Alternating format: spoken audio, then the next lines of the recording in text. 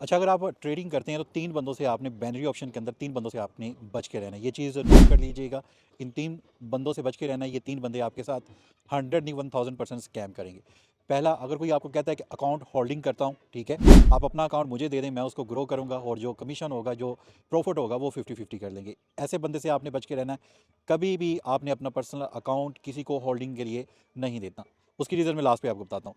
Second, अगर कोई बंदा पेड ग्रुप चला रहा है, मतलब कि कहता है कि $20, $50, $100 मुझे दो, मैं आपको न्यूज़ सिग्नल दूंगा या फिर एडवांस सेशन दूंगा या फिर लाइव सेशन दूंगा। पेड ग्रुप आपने ज्वाइन नहीं करना। पेड ग्रुप के अंदर वो बंदा कभी भी आपके साथ सिंसियर नहीं होगा।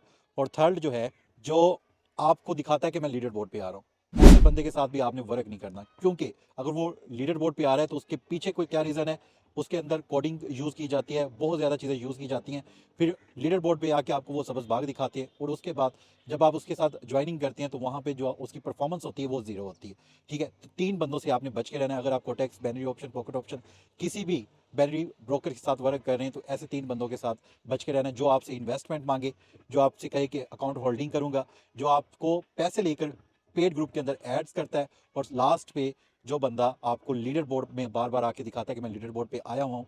तो ऐसे बंदों से आपने बच के रहना है।